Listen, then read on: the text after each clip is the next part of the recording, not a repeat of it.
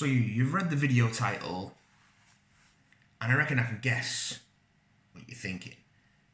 Or maybe not, I don't know, these videos have a pretty small audience, I guess, so I don't have much margin for error, but anyway, I'm going to guess that what you're thinking is, hey Matt, they took 2 shots at adapting the Dark Phoenix saga in the films, and both of them sucked.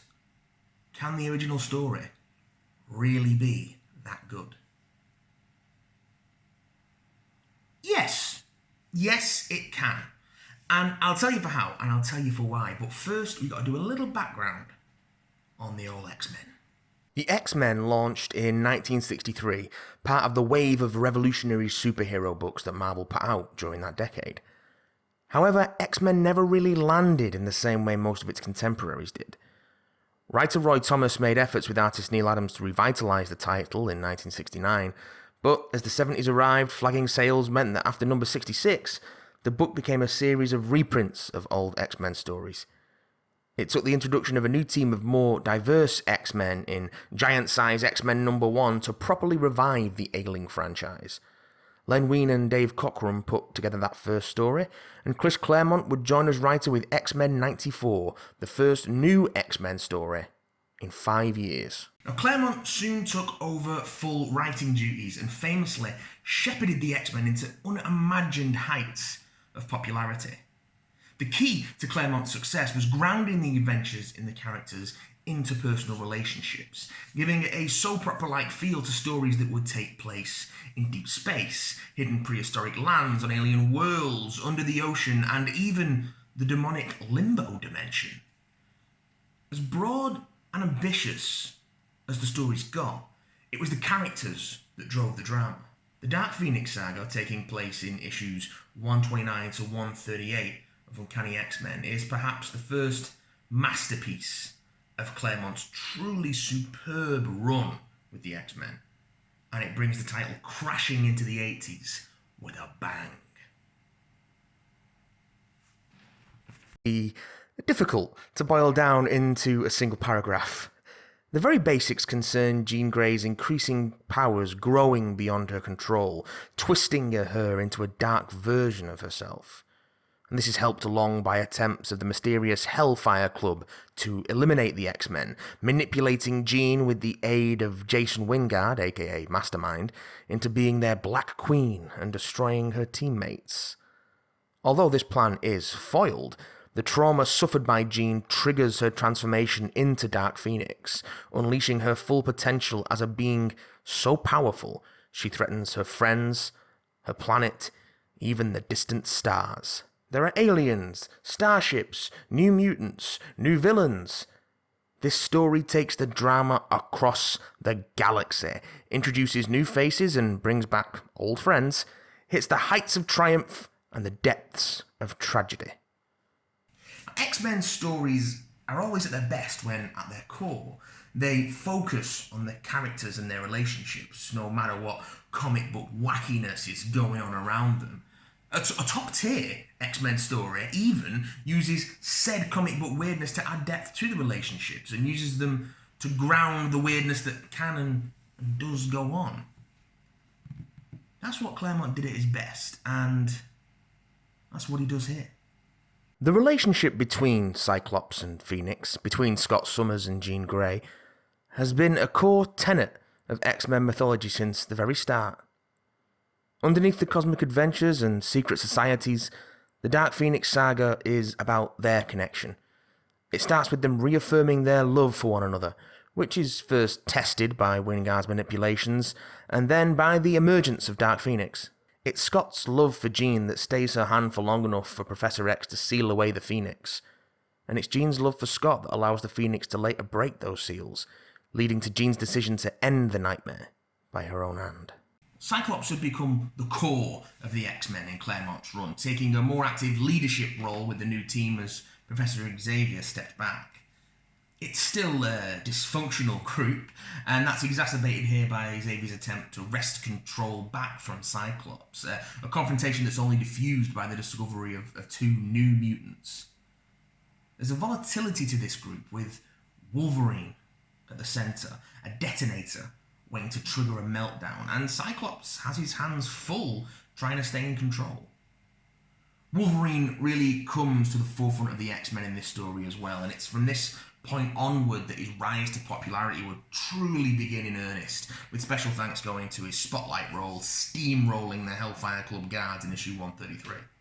This relationship drama and character work is elevated by the spectacular art of John Byrne, with the support of Terry Austin on inks and Glynis Wein on colours.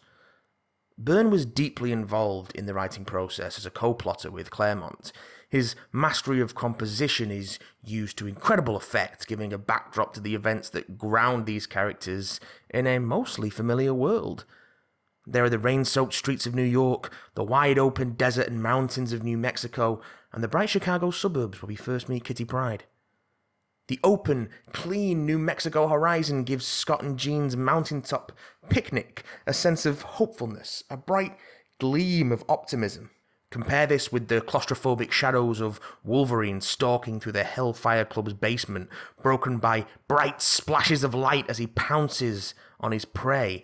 Byrne knows exactly how to set his figures and in what space to give the right feel to the dialogue, to the action, to whatever the script demands. Shortly after the Dark Phoenix saga, Byrne would come into his own as a writer and take over as writer and artist of Fantastic Four, ushering in a new golden age for that book. The Earthbound segments of the Dark Phoenix saga are a necessary grounding for the journey the characters go on as the story reaches its climax.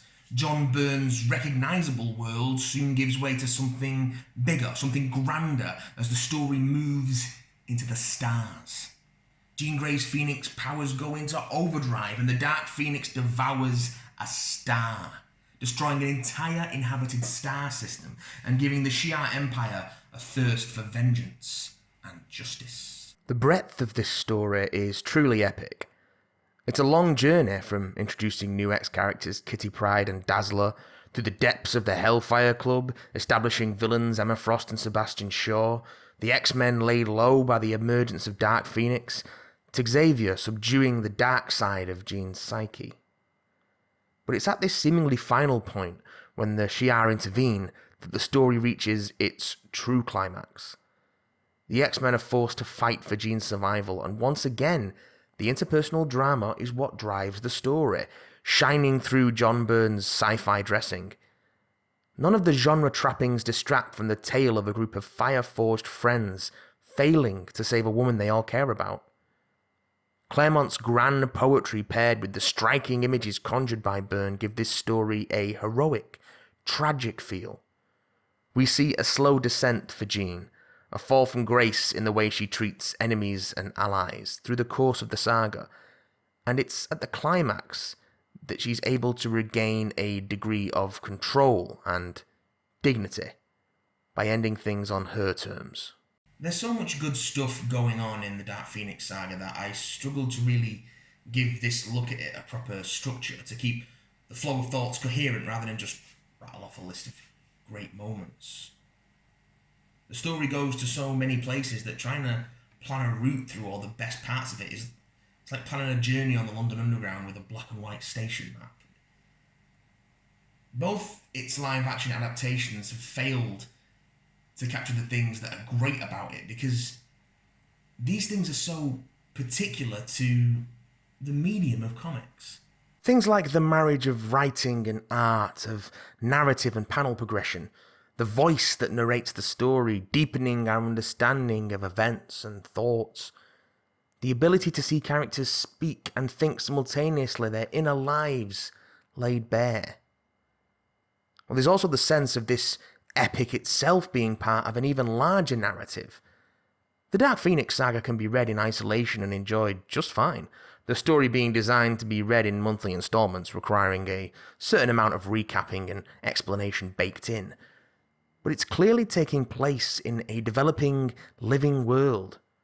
I've mentioned how this story introduces Kitty Pryde, bringing a teenage perspective back into the X-Men to return to its roots, and her enormous role in X-Men mythology begins here. Jason Wyngarde's manipulation of Jean Grey through his illusory time slips were seeded in issues before this story, and a knowledge of that absolutely enhances the escalation of events that leads to the immensely satisfying comeuppance of Wingard. The story closes on an issue dedicated to the X-Men remembering Jean Grey, and it's clear that their lives have been changed. What would have been an urge to pick up the next issue is now an urge to pick up the next collection and see what's next, as the Dark Phoenix draws you into the world of the X-Men and tells a story in a way only great comics can. I would come to the Dark Phoenix saga long after I was already an X-Men fan. My love for the 90s animated series had led to me discovering Marvel UK's Essential X-Men reprint series, and by that time that was reprinting Scott Lobdell's run on the book. But the impact of the story when I finally read it was not lost on me. It's a true classic X-Men story. A Marvel classic. A comics classic. Don't be put off by the failed adaptations. Give the Dark Phoenix saga a read, and thank me in the comments. Thanks for joining me for another episode of Big Damn Love.